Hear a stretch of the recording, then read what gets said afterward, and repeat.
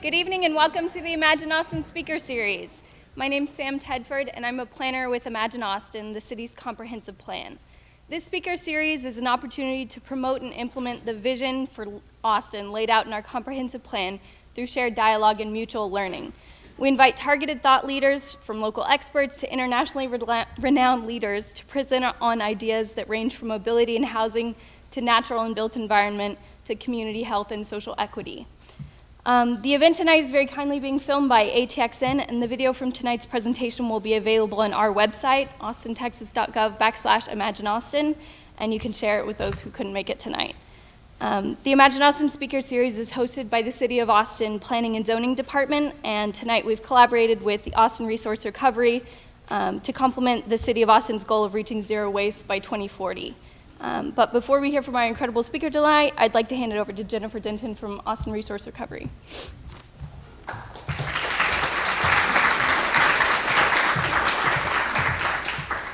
Thank you, Sam, and I'd like to thank Imagine Austin for co-hosting this with us. We're really excited and very excited about the opportunity to do this. This will hopefully be the first of several talks regarding recycle, reduce, reuse, and compost. So stay tuned for more information. My name's Jennifer Denton. I'm a community engagement consultant with Austin Resource Recovery. And if you weren't aware, in 2011, City Council adopted the Austin Resource Recovery Master Plan, which set a goal to keep at least 90% of discarded materials out of Austin's landfill by 2040. So it's a hefty goal, and we have a lot of work to do. As the City of Austin Department, our mission is to achieve zero waste by providing excellent customer service that promotes waste reduction, increases resource recovery, and supports the City of Austin's sustainability efforts. But we can't do that alone. We need your help and the help of advocates like our speaker this evening. So a little bit about Bee. In 2008, Bee and her family adopted a zero waste lifestyle. They since produce a mere liter of waste per year between 4 people. With her blog and bestseller, Zero Waste Home, Bee launched a global movement and continues to inspire a growing community to live simply and to take a stance against needless waste. She shatters misconceptions, proving that zero waste can not only be stylish, but can also lead to significant health benefits and time and money savings. She speaks at universities, corporate events, and conferences all over the globe, including Google, Adobe, and the European Parliament and the United Nations. So we are very honored to have her here with us tonight, so please help me welcome Bee Johnson.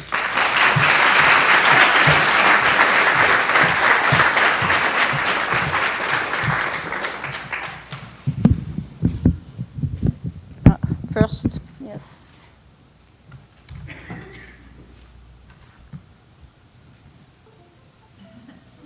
Yay! Hello, Austin! It is such a pleasure for me to be here today in such a progressive city in the middle of Texas. When I landed in San Antonio, I felt like I landed on enemy grounds. But anyways, I very rarely talk about politics, but somehow I just can't help it here.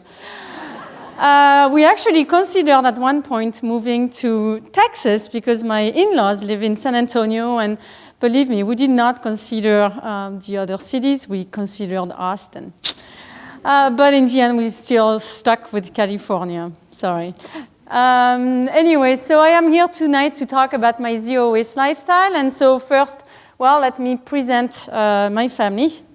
Aren't we pretty? I'll show you something a bit more glamorous. Here we are. So I have a 16-year-old, sorry, 17, since a couple of days ago, I have to remember this. A 15-year-old, my husband Scott, not going to tell you how old he is. And this is Leo, by the way, Leo and Max. And we have the mascot of our family, Zizou, a zero-waste dog. There is not one plate that goes in a dishwasher before Zizou has had a chance to lick it. No, seriously, he's a true zero-waste dog. So our journey started back in 2006, and we were then living in this home outside of San Francisco, but it was located on a cul-de-sac, which meant that we had to get into a car to do just about anything, to go to the grocery store, movie theater, schools, and we wanted to be closer to a downtown where we could have all these things within walking or biking distance, kind of like the life we had known in the big cities that we had lived in Europe. But before finding the right house in that downtown, we rented an apartment for 1 year, and we only moved in with the necessities. And it is when we realized that when you live with less, all of a sudden, you have more time in your hands to do the things that you enjoy doing. More time for friends, for family, more time for hikes and picnics. So when we did find the right home in that downtown, which the home happens to be a third of the size of the previous one, we got everything out of storage, and then we found that 80% of the belongings that we had put in there, we hadn't even missed for a whole year. So we started letting go of things, and over time, we did let go of about 80% of our belongings. But then it is thanks to that voluntary simplicity that we had time in our hands to educate ourselves on environmental issues. So we watched some documentaries, we read some books, and yes, I even show WALL-E, because I think it's a great movie that kind of shows us what kind of future lays ahead if we don't change our ways. But all this education made us really sad, my husband and I, thinking about the future that we were going to leave behind for our kids. It kind of hit us on the head, and so my husband quit his job to start a sustainability consulting company, and I tackled the home. But of course, there was no guide on how to live a zero-waste lifestyle back then. No one was really using that term to describe something that you do at home. The term zero waste was used to describe manufacturing practices or waste management at a municipal level, but it was not used to describe something you do in the home. So I had to test a lot of things. I had to try lots of different alternatives, and one of them, for example, is canning. So I picked up the phone and called my mom, and she told me exactly how to do it. And I love canning. I mean, not that I can every day, of course. I only can once a year. I only can tomato sauce because that's the one product that I miss outside of the season. But I'll keep on canning, but there are other things that we tried that did not quite work out for us. For example, in trying to find an alternative to washing our hair with shampoo, I learned that there was a way to wash your hair without shampoo, and it's called no poo.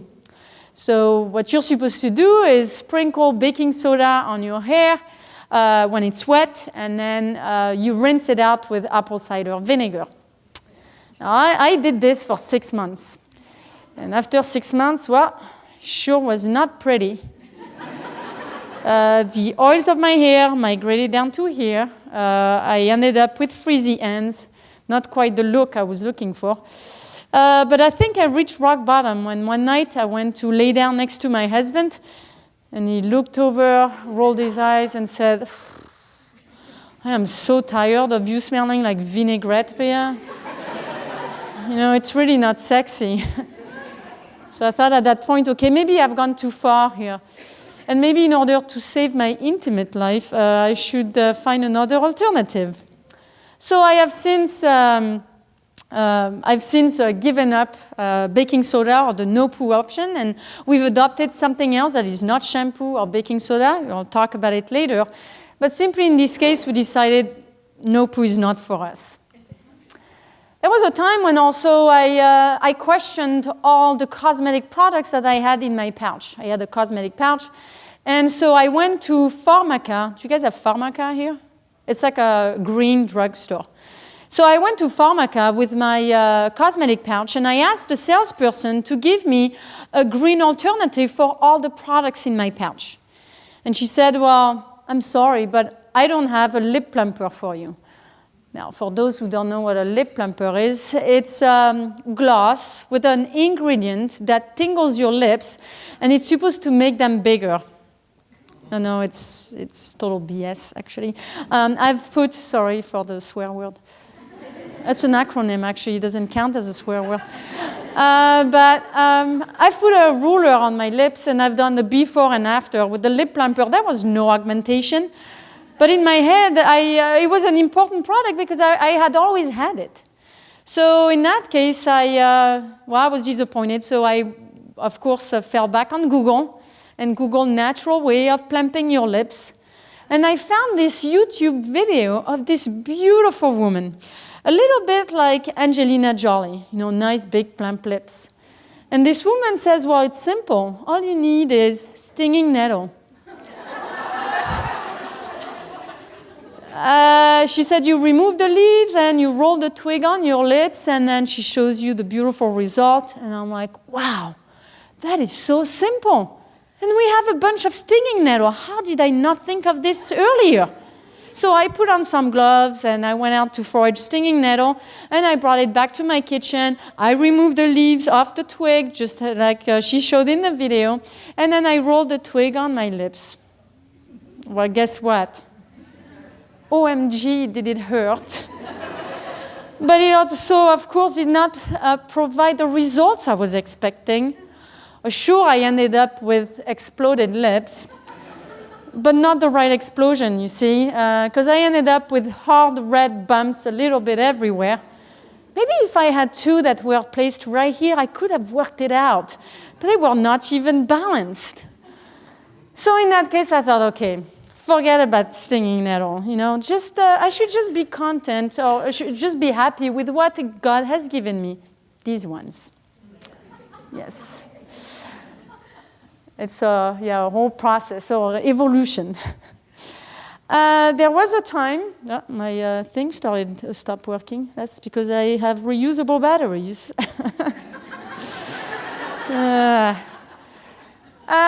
So there was a time, of course, where we also looked at our toilet paper. Well, I shouldn't say we. I looked at our toilet paper, and I thought, well, there's got to be a solution there. And I happened at that time to be taking a botany class. And once we're in the woods with my teacher, and she said, well, if you're ever stuck in the woods without toilet paper, the moss over there that you see in the trees is super. It's nice and soft. So the light bulb goes off in my head. I thought, this is what we should do. So I gathered some moss, and I brought it home. But you know the problem with moss, right? Moss dries. So the next day, I ended up with a bucket filled with, those scouring pads that people use in the kitchen? Yeah, not very pleasant. Now, my husband wants you guys to know that he did not try the moss, okay? He wants it to be clear. Now, so in that case, we decided, okay, forget about the moss. Let's just stick to toilet paper. Thank you very much. But we buy it from a restaurant and hotel supply store, so it's just wrapped in paper instead of plastic. Now, after all this, no, still it won't work. After all this trial and error, we found our balance. And we found that for zero waste to be sustainable in the long run for our household, all we had to do was follow 5 rules in order. I repeat, in order. Refuse, reduce, reuse, recycle, rot, so that at the end of the year, we're left with very little waste. As a matter of fact, I brought our 2016 jar of waste, and it happens to be half the size of the previous year, actually of 2 years ago. Last year was also about the same size. I pushed hard to fit things in here, I must say. And so this basically represents all the things that we could not apply to the 5 R's. Now, I know what some of you guys are thinking. Yeah, right. I'm sure she's burying some of her trash. Maybe she's throwing some away in the neighbor's cans.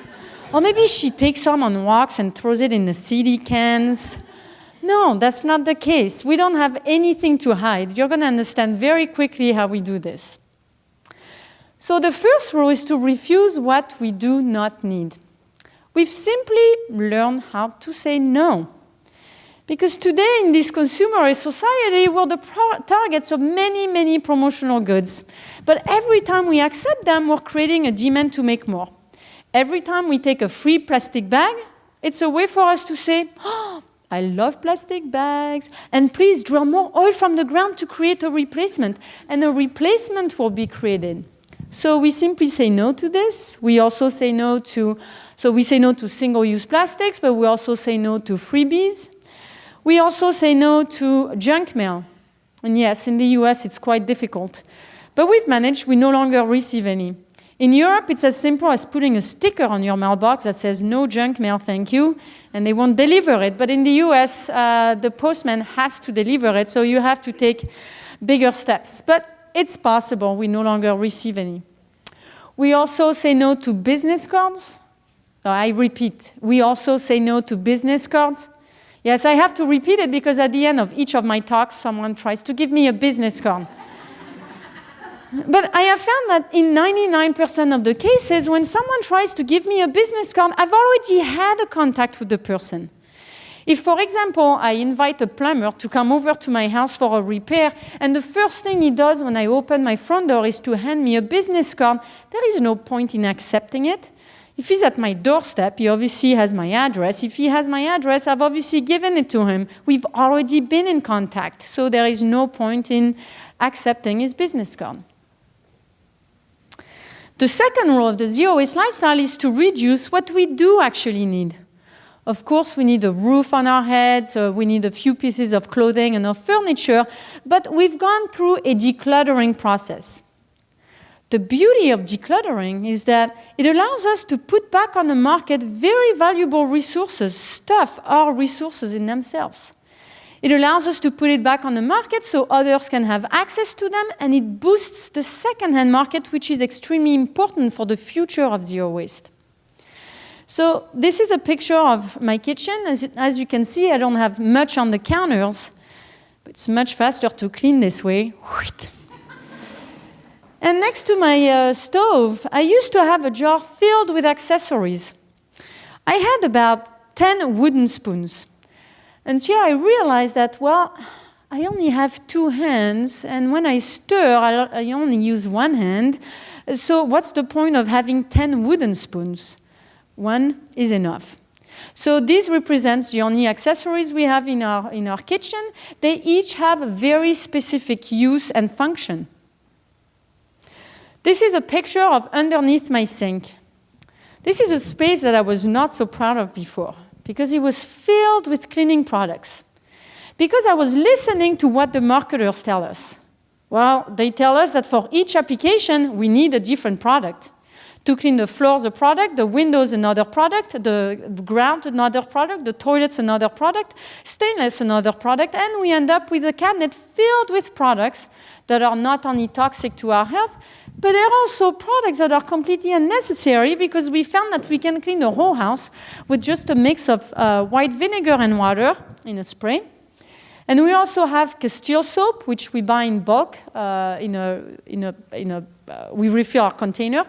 And we use that Castile soap at the sink in a pump. We use it to wash our hands, wash the dishes, wash the floor, and yes, even wash Zizou.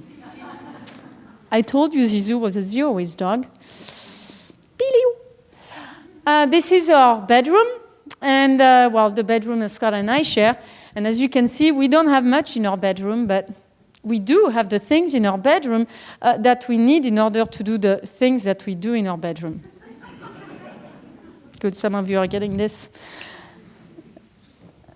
This is our closet, the one that I share with Scott. No, I'm just kidding, guys, come on. This is our closet. And so this is not really a walk-in closet because it's not wide enough, so it's more like a scoot-in closet. But Scott has the top railing, I have the bottom, he has one set of shelves, and I have another set of shelves. Now, my thing keeps beeping. I hope it's not going to die on me. Now, we've learned that in a typical closet or wardrobe, people only use 20% of their clothes because they keep the other 80% for the what if. What if I have a job interview? What if I have a wedding to go to? What if I lose weight? What if I gain weight? What if? And we end up with a closet filled with things that we never wear. So in our case, we figured out what our 20% were, and we've let go of the other 80%. So in my case, I have 2 dresses, 2 skirts, 2 pairs of pants, 1 pair of shorts, 7 tops, 5 pairs of shoes, 1 bra, 7 underwear. But having less does not mean that I have less options, because I have found that 15 pieces allow me to create more than 50 looks. And I say more than 50 looks because I found that just my little black dress alone, which is called an infinity dress, allows me to create more than 20 different, or I can wear it 20 different ways. This is my younger son's bedroom. Now, Leo is a teenager. Okay, what does a teenager need today? Yeah, believe me, he has everything he needs. No worries about that. And this is his wardrobe. So Leo, of course, is as minimalist as the rest of us. He has 3 pairs of pants, 2 pairs of shorts that also can be used as bathing suits, 7 t-shirts, 2 long-sleeve shirts, 1 dress-up shirt, 1 pair of flip-flops, 1 pair of tennis shoes, 1 hoodie. And all of this fits in a carry-on. As a matter of fact, each of our wardrobes fit in a carry-on, even mine. I can tell you how great this is because when I go on vacation, I don't have to think about what should I pack, because I can just pack it all.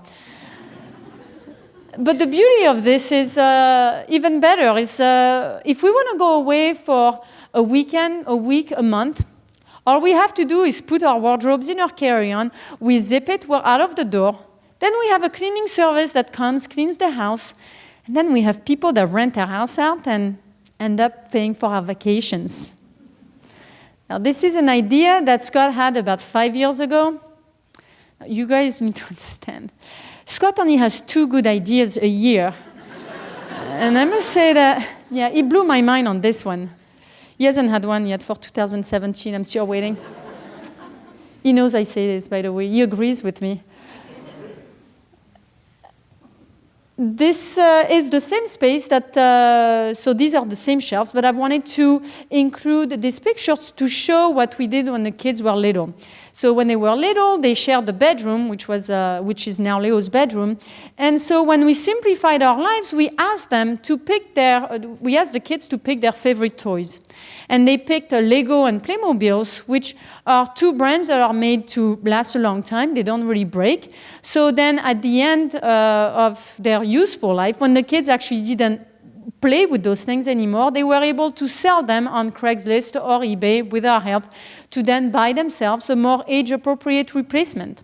So they've learned the value of their things. This is our bathroom. So what you see here on the right are the contents of our medicine cabinet here on the left. And so this here basically represents all the products that we have in our house as far as cosmetic and hygiene products. So to speak in detail about what we use, the only product that I buy manufactured is an SPF tinted moisturizer. It's an organic local brand sold in glass. It's fantastic. But even since I took this picture, I've asked the manufacturer to only sell it to me without the pump and without the sticker. So I've even been able to eliminate those things. But for on my skin at night, I use sunflower oil because it has a high concentration of vitamin E. On my cheeks, I use cacao powder, which I buy in bulk.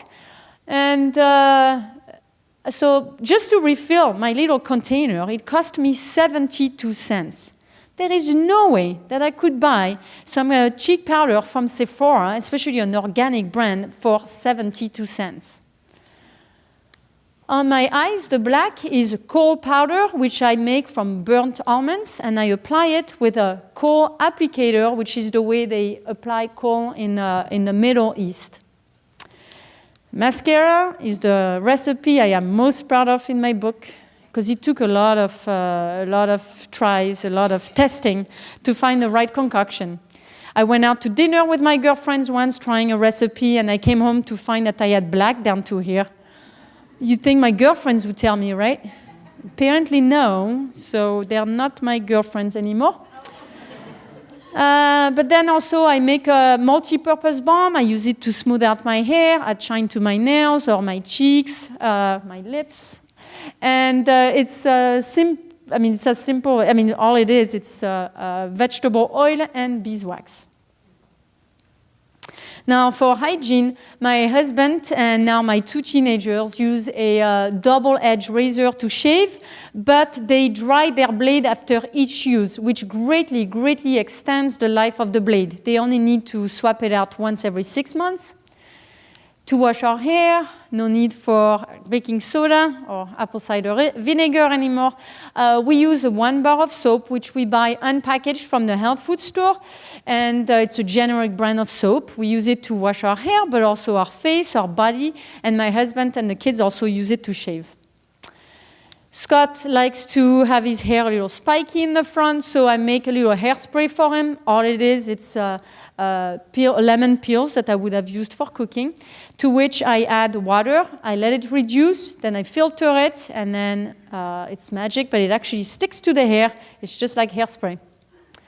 For deodorant, we use an alum stone, so it's a crystal, and we've been using the same alum stone since 2008.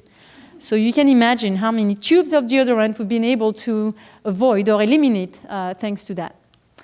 To brush our teeth, we sprinkle baking soda, which of course we buy in bulk, onto a wooden toothbrush, which is compostable, but not the bristles. The bristles, don't listen to what the manufacturers tell you. The bristles are not compostable, so they end up in our jar. Keep using my button. For floss, we use a square of silk from which we remove 2 strands. We twist it because one thread is not strong enough. Once we've used it, then we can add it to our compost. Now, don't go thinking we hide stuff in other parts of the house. This is our linen closet. And so you ask me, well, where are your linens? Well, we have 1 set of sheets per bed. So once the sheets are clean and dry, we put them back on the bed. We have 4 towels that are always hung in the bathroom. And then we have 4 extras if friends come over, if we go to the pool or the beach. And this is our garage. Did you hear? There is always a reaction when I show my garage. Your garage doesn't look like this? Now, I must say mine didn't look like this either in the past. It's true that in garages, we have a tendency to keep things for the what if, but there are also things maybe we're supposed to take back to the store, maybe things that we should be donating, maybe things we haven't even opened from a previous move. Or things maybe we're keeping for our children. But in our case, we had a lot of sporting equipment. Because Scott, as macho as he is, he really believed that it was the quantity of sporting equipment that makes the man. The more sporting equipment he had, the more manly he would be. Until I pointed out to him that the golf clubs that we had in the corner of the garage, which took quite a bit of space, and real estate in California is quite expensive. If you think how much space that thing is taking, it doesn't make sense. And in the 20 years that we've known each other, he had used them only once. So I encouraged him to donate them. And that's the beauty of decluttering and donating. Today, a real golfer has access to them. And letting go of all the excess, letting go of all the sporting equipment that Scott didn't truly care about, has allowed him to really focus on his favorite sports, and he's much better at them today. So he likes snowboarding and he likes biking, and today he's a coach on the high school mountain biking team. Now, the third rule of the zero-waste lifestyle is to reuse. And in our home, reusing means swapping anything that's disposable for a reusable alternative. So this glass jar that you see filled with handkerchiefs is what has replaced the tissue box. No need for sponges or paper towels in our home. We've replaced them with rags, a wooden scrubby and a metal scrubby. When the metal scrubby is no longer usable, we can recycle it, although you can use it for about 2 years. Same with the wooden scrubby. When we can no longer use it, we can compost it. We no longer need to buy aluminum foil, plastic wrap, Ziploc bags, wax paper, I can't even remember all the things I used to buy. We've replaced all these things simply with glass jars. We use them to can our tomato sauce once a year, like you saw earlier, but we also use these jars to store our food, to purchase our food. We even use these jars for Zizou's dog and water bowls. I mean, dog food and water bowls. Now, the kids did not have a cafeteria, so they wrapped their lunch in a furoshiki. Furoshiki is the Japanese art of wrapping in cloth. So no need for fancy gizmos to wrap a lunch. The towel is not only used for transporting the food, but they can also use it as a placemat and then as a napkin. Now, when we've had parties at our house, no need to buy disposable either. We don't have a lot of things in our home, but what we do have a lot of are glasses. And when we have parties, I'll make finger foods, and I'll serve them with stainless steel picks. They are actually turkey lacers. And we'll serve those appetizers also with a pile of cloth napkins. Now, let's say you plan on having a party of 30 people at your house, and you plan on serving those appetizers with paper napkins. You better plan for at least 200 paper napkins, because your guests do not respect the paper napkin. They'll grab one to wipe their mouth, they'll throw it out. They'll grab another one to grab an appetizer, they'll throw it out. They'll grab maybe another one to wipe a spill, they throw it out. Grab another one to grab a drink, they'll throw it out. You can go through a lot of paper towels this way, or a lot of paper napkins. In our case, when the biggest party we've had was 40 people, and we found that only 25 people dared to use my cloth napkin. We don't even have 40, we only have 32. Now, swapping anything disposable for a reusable alternative also means going grocery shopping with a reusable kit. So these are the things that I take with me to the, I should say we, because Scott also does grocery shopping. These are the things that we take with us to the grocery store. So no need for a cupboard filled with reusable bags. We found that we just need 3 totes, so we have 3 of these black totes. We use an old pillowcase to buy our bread, glass jars to buy anything that's wet, meat, fish, cheese, olive oil, cloth bags to buy anything dry from the bulk aisle, so it's cereal, flour, sugar, snacks, mesh bags to buy produce. We buy a brand of milk that's sold in a returnable container, so we can just take it back to the store. And the only place where we can actually buy eggs in bulk is at the farmer's market. Contrary to Europe, where they are available even at the supermarket. But so here I am buying shrimp at the fish counter. So the staff will then deduct the tare, which is the weight of the jar, from the total price. So I am not paying for the weight of the jar in shrimp money. And then I go through the bulk aisle with my cloth bags. And so once I'm home, this is what my grocery shopping looks like. So as you can see, I don't have any disposable items. Like I mentioned, the milk is purchased in a reusable container. And there is even an orange squeezing machine. And I can't tell you how wonderful that is, because my kids have rediscovered the true sense of orange juice, or the true taste of orange juice. When they go to someone's house and someone asks them if they want orange juice, they see the brick, they're like, no, thank you, no. Because they know that it has nothing to do with the real stuff that they get at home. I also buy a brand of kombucha in a returnable container, so we like to support, of course, the local brands that sell in returnable containers. We even have like a brand of ice cream also that's sold in returnable containers. So then also I transfer anything that's dry into glass containers. So this is what our zero waste pantry looks like. And this is our refrigerator. Now, we don't have an armoire-type refrigerator like most people. We have refrigerator drawers. And we found that it's actually a very smart design because it's allowed us to completely eradicate food waste. I say it very proudly, we do not waste any food at our house. We're not going to take questions. Go on an index card, write them down,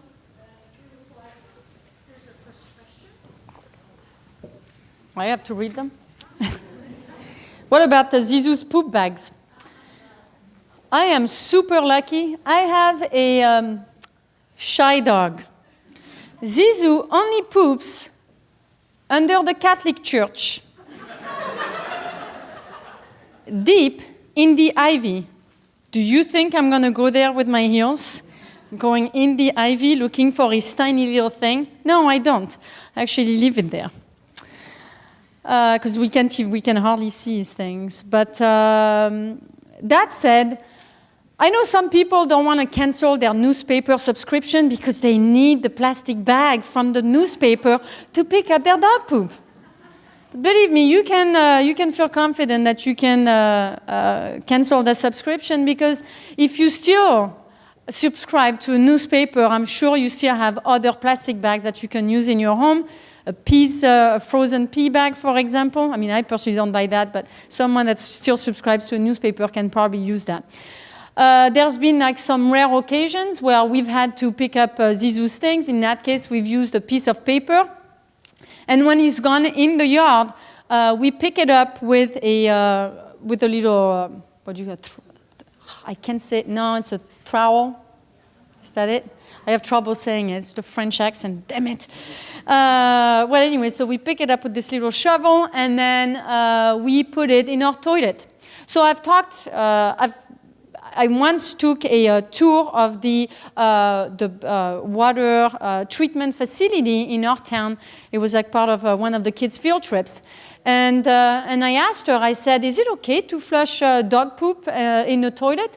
And she said, yes, totally, but not cat poop though, because that contains parasites which then have a detrimental effect on the environment down the line.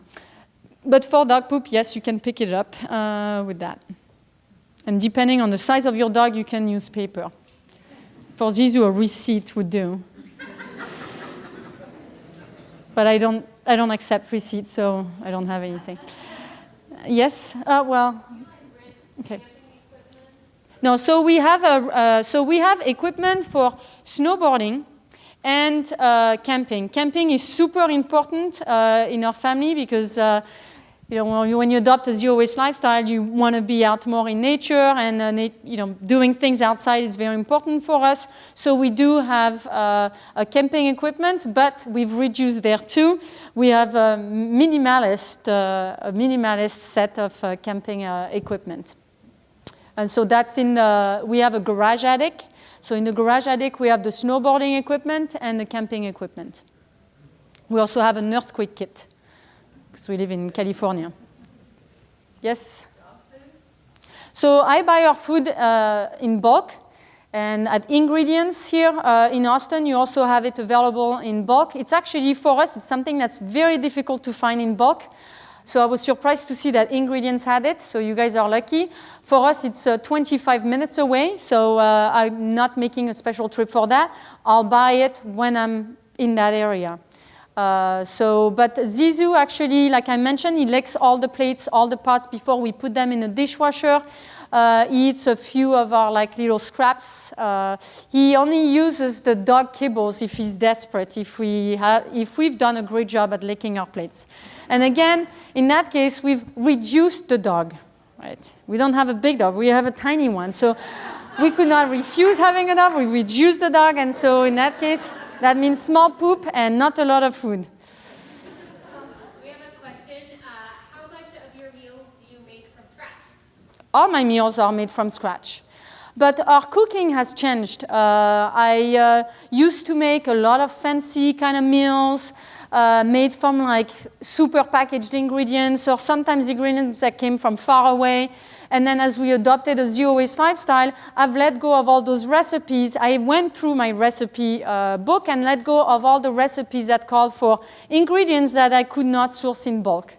Because at one point it was frustrating to look at that recipe and like, damn it, I can't make it. So then by eliminating the recipes, there is no question about it. So but our cooking is very simple, and I talk about that in the book. There is a whole system that we use. It's a rotating system. So for each night, we've assigned a main, a main staple. So Monday is pasta because I don't feel like cooking on Mondays. Then we have a rice night. We have a flour night or dough night. That night we'll make homemade pizza. The pizza dough recipe is in the book. I mean, literally, I use one finger. It takes me 5 minutes.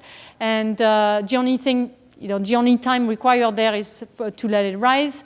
But even Scott makes it, like he made one last night. So. But yeah, our cooking has changed. It's much more simple and made with whole foods.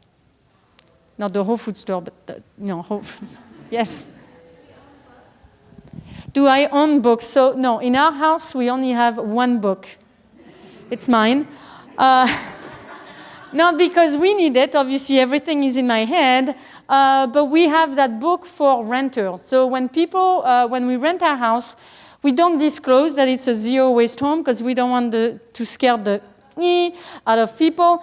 And so we just want people to be to want to rent a house for the simplicity aspect. I mean, it's obvious that our house is minimalist, so they're rented for that. And then we have a binder where we explain everything. Welcome to Zero Waste Home, and this is what we do in our home. We understand that people cannot do zero waste overnight, so we don't expect them to go buy all their food with the reusable tote. So we let them discover the zero waste lifestyle. So we tell them, here is the book if you're interested in it. Here is the shopping kit. The rags are here, and so we kind of give pointers also on where we shop, but we don't expect them to do it. So that's the only book we have. For the other books, we use the library, or sometimes also digitally. So people ask me all the time, well, what should I do for your book then? Should I get it from the library? I'm like, that's your choice.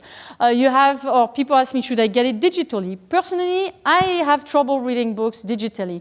At the end of the day, I don't want to see another screen. I just want to see a piece of paper. It's a nice change, and I like the feel. I feel that with electronic books, they all look the same. I've looked at books on Kindle, and they're all the same. The book loses its identity in a way, or its design aspects. So I personally still prefer paper books. If we want a book, we order it through the library, and then when it comes in, we just have to pick it up. The kids use the high school library now more than anything. I mean, more than the public one. And then if you're like stuck, you don't know, well, should I buy your book or should I get from the library? Well, if you think that the Zero Waste Lifestyle is for you and then you want to kind of mark all the things you're doing, then yeah, buy the book in paper. Then you'll be able to make annotations. If you want to test it out first, then get it from the library and read it and see if it's for you, and then, take it from there. Yes? So I also buy the laundry detergent in bulk. At first, it was not available to me in bulk, which is why I included that recipe in the book, because it's something that's not easy to source in bulk. But Ingredients does have it. They even have a bleach alternative, I found, which I've never seen, I think, sold in bulk before. And they even have soap nuts also in bulk. I personally tried soap nuts. They didn't work for me. Every machine is different. And so, even maybe the bulk that they sell won't work for you. Maybe your own recipe will work for you. In that case, to me, it was something that was hard to figure out. I described how frustrating it was for me in the book. I was ready to give up on the whole green movement when all my laundry was coming out gray and with stains. And then I found that my recipe worked the best. But then I found one that was available in bulk that works great too. So I only make what I cannot find in bulk. So that's not detergent, and that's my cosmetics. Yes. What is the kind of soap? I didn't hear the Castile soap. So Castile, it's a Castile. I believe that at Ingredients they also carry it. It's a natural soap. It's like the recipe, I believe, came from Spain. But it's funny because the French don't even know about that recipe, or don't even use that. They use Savon de Marseille, and they. But yeah, it's a natural soap, and you can really use it for everything. Actually, if you buy I don't buy the bottle. I refill one of our old vinegar bottles.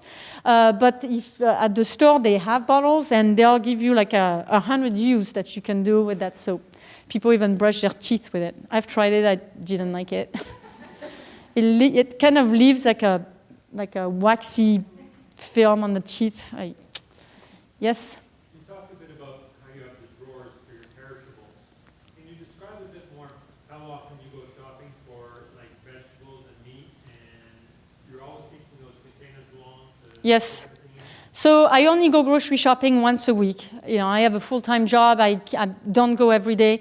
When I'm gone, like right now I'm gone, my husband is at home with the kids. My husband has a tendency, it's a guy, that's what guys do. We were talking about that earlier, that men are hunters and women are gatherers. So men go to the store to buy one item and they come back, and then they go to the store again to buy one item and they come back. But women go and then they pick a bunch of things. So when I go, I do really grocery shopping for the whole week. When Scott will go multiple times during the week. And so yes, I bring automatically 5 containers, 5 of the glass containers that you saw. One is for fish, one is, actually there are some weeks when we don't have fish, I'll explain why. So one for fish, one for meat. We've stopped deli, so we don't do that anymore. We have one for like a block of cheese. Actually, we have 2 for block of cheese now because we eliminated deli, and we have 1 for grated cheese. We buy the grated cheese from the salad bar, and so if sometimes I don't bring the fish, or if I don't bring a container for the fish, it's because we participate in a fish share. It's a local fisherman that fishes, and then he drops it off in different locations, and he's fantastic. He refills our glass container, so we have a rotation going with him. An audience member wants to know, Marie Kondo has made the minimalist method popular with the KonMari method. What do you say about this lifestyle that's similar to zero waste but supports purging home clutter to landfills? Well, if it's a zero waster, the zero waster would not send it to the landfill. Now, I don't know what Marie Kondo says in her book. I read parts of it, and then I'm like, well, it's really not for me. So it was really, because I've already gone through all the decluttering. So it was hard for me to read that book because I had already gone through that. So I don't know if she encourages people to send things to the landfill. Decluttering is a huge part of living a zero-waste lifestyle. I mentioned why. It's because it allows you to share valuable resources with others. Hoarding it in your house does not prevent it from going to the landfill. When you die, someone else will throw it out. So might as well make the best of it today when it's still useful and can be useful to someone else. Even if you have like a material that, papers, for example. People are like, well, I'm not going to throw it out. I think it's better if I keep it. Well, it'd be better actually if you recycled it now, because there is a demand for paper in recycling. And if you are using paper, then you want the paper that you buy to be made from recycled content. But in order to buy paper made from recycled content, there needs to be paper that's given to recyclers. Our toilet paper is made from 100% recycled content, so yeah, we want to support the recycling stream with paper because we use one of those products made out of recycled content. So maybe Marie Kondo tells people to send things to the landfill. That's, of course, not my case. I highly recommend that you donate things, of course. When you do the first big declutter, I would not be picky necessarily on where it goes. What's important is really letting go. So I would say pick a place like Goodwill where they accept lots of different types of materials. But then once you go through, once you refine your household and you let go of more specific things, because you don't declutter all at once. Maybe you'll do one big purge at once, but then over time you're going to refine and let go of other things. It took me years and years to let go of things. And so when then you let go of those things as you refine, then yes, you have more time at that time then to find a better home for each item. So if it's art materials, donate it to the creative reuse. If you have old towels, then donate it to the SPCA. They need those things. So then you can be more specific. Yes? What do you do when you go out to eat or go to movies? I'm thinking tickets or leftover containers. So sadly, I don't go to the movies anymore because it drives me nuts. Because I sit there and all I hear are the popcorn bags. It makes so much noise because we're not used to that. I mean, my sons go to the movies and they'll bring their own, I mean, I make popcorn for them and they'll bring it in their cloth bag. And that's not noisy. You don't hear anything with a cloth bag. So those paper things just drive me nuts. So I don't go to the movies. But yeah, sometimes, of course, there are some tickets. Like, if I take the subway in Europe, the ticket is like this. Sometimes when I take the train in France also, some tickets are available on the app, others are not. So in that case, I'll hold on to it until I can recycle it. So I'll find a recycling bin. But, obviously more and more now things are online. I mean, even movie tickets, you can eliminate them with the Fandango apps. And then, when I fly, I no longer need to print anything. It's all on apps. Yes? How old were your children when you made this journey? And then how did you convince them just to choose one toy? Well, they didn't choose one toy. They chose a couple of types of toys. So when we simplified our lives, it was 10 years ago. So they were 5 and 7, well, 6 and 7. And then we asked them then to pick their favorite toys, and yes, they picked Playmobil and Legos, but they had lots of different types of other toys that did not belong to any grouping or any set.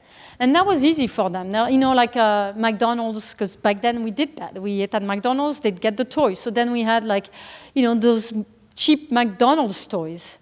And or they had toys that were given to them, and people didn't care whether it was part of a set or not, so they just gave them random toys. So my kids were not really attached to those things. They were more attached to their Legos and Playmobiles. So when we started, and actually when we had our first Christmas, we bought them. Back then we were still buying them. The first Christmas was a little weird, because for one thing, we decided not to buy a tree, because we were in the midst of the recession and there was no way I was going to spend $60 on a tree. So we used the topiary from our patio and we decorated it. So that in itself was a little weird. But in our modern interior, that was okay, kind of fit in. And then whatever the kids had on their list, which were Playmobil or Lego sets, then we bought them secondhand. The kids didn't care if they were secondhand. They were just happy they got what they asked for. But then also over time, in the old days, I was the one creating this crazy Christmas. I was the one that was trying to top the height of my tree each year, or have more, or add ornaments on my tree. I had to have more lights than the neighbors on my house. My card had to be better than the previous one, and everyone was waiting for my card because I would handcraft them and spend a whole week making my cards. One of them was little flags that I had made with beads. I mean, anyway, so every year my card had to be better. And so I threw myself into this fantasy that I had created. And I was asking the kids, what do you want? And the kids had this huge list of things that they wanted, because I was also sending them to the catalog, or pick in the catalog the things that you want. So of course, not one or two things that they picked, there's a huge thing. But as we embarked on the zero waste lifestyle, for one thing, we turned off cable, we stopped subscriptions, and when you stop ads, all of a sudden you feel happy with what you have. No longer are marketers creating needs in you that did not exist before you saw those ads. So once we eliminated those catalogs, then the kids' lists kind of shortened and shortened and shortened. And over time, we stopped buying them stuff, and we replaced everything with gifts of experiences. So over time, they realized that there was no point in putting stuff on a list because they would not get it. For birthdays, this is what we do. We give them the gift of experiences. And they don't brag about the fact that we produced just one jar of waste per year. They don't care, because to them it's totally normal. When you grow up a certain way with a certain religion, a certain diet, you take it for granted. To you, it's totally normal. You don't question it. So my kids today have actually lived longer without waste than they have with waste. So to them, what we do is totally normal. They present themselves just like I do. We're all dressed, from head to toe secondhand. Can you tell I'm dressed secondhand? Not necessarily. For my kids, it's the same. They present themselves just like the other kids.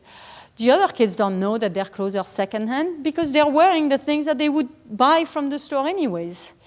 So I go clothes shopping twice a year. It's mid-April and mid-October, and before, because it's the beginning of 2 big seasons.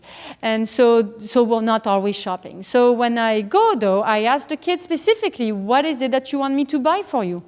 Because I didn't want them coming back from me 10 years from now, or coming back to me 10 years from now saying, well, we never had a O'Neill t-shirt, or we were never allowed to wear like Nike shoes.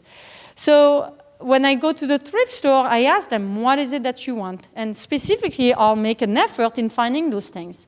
So when we started, Leo liked straight jeans and O'Neill t-shirts with Nike shoes, but over time, his tastes have changed. Now he likes skinny jeans with V-neck t-shirts, no brands, just different color, and Puma shoes.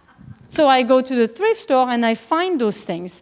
And I actually buy more than they need so they can pick their favorite items, and then what they don't pick, then we give to our pastor as a child that's just a little younger. And so then that way my kids are wearing what they want to wear, what they would have bought, at H&M or whatever store. So although they don't, they don't brag about the fact that we produce just 1 jar of waste per year. What they brag about are the things that we've done as a family. Again, that's the difference between being and having. It's the things that they've experienced that makes them different from other people. It's not how much waste we generate. It's really the lifestyle that we're living. And the best advantage of it is, truly discovering an improved standard of living.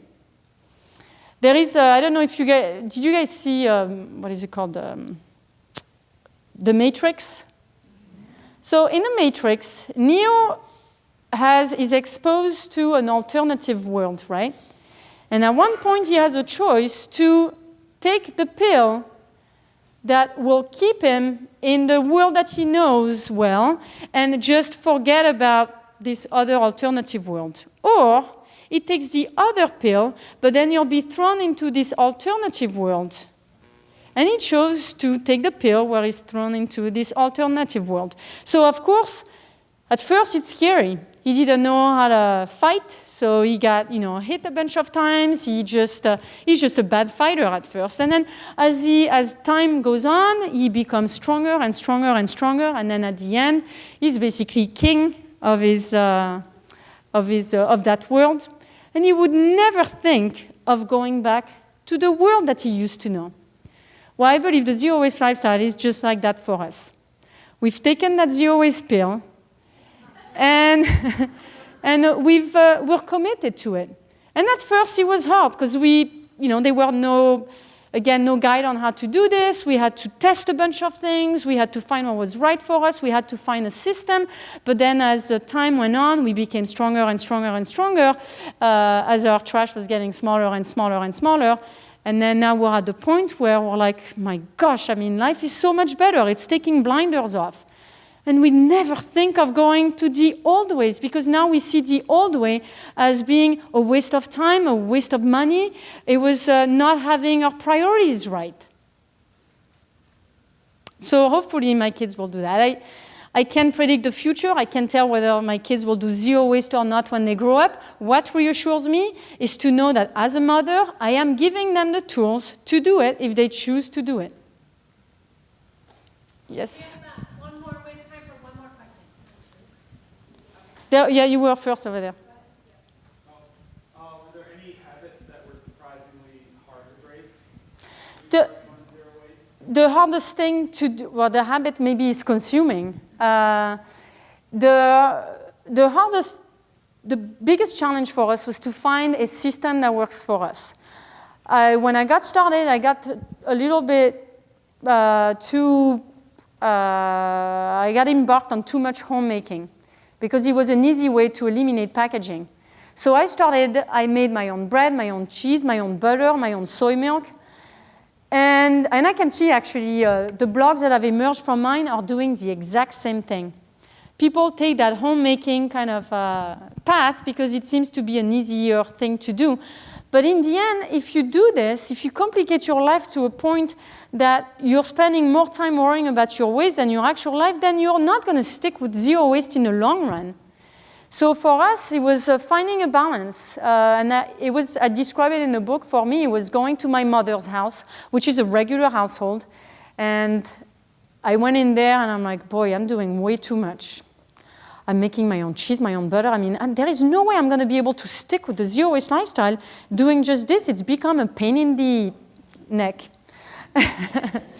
And so then, I realized, well, instead of making my own cheese, why don't I bring a jar to the cheese counter?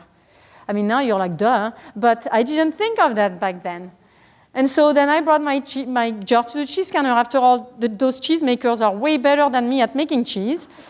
And just like bread, what's the point of making bread if I can buy it, using my cloth bag from the bread maker? Dang, they make so much better bread than I do.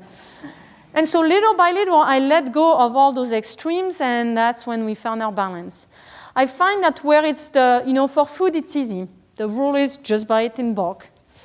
But the tough part, I would say, is to adopt alternatives in the bathroom. Because everyone is different. Everyone has different hair.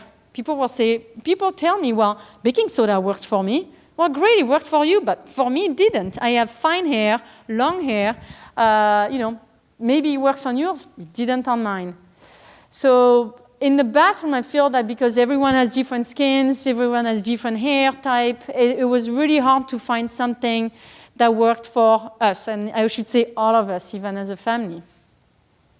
But I propose different alternatives in the book, so test them out, pick what works for you. Well, thank you all very much. Thank you.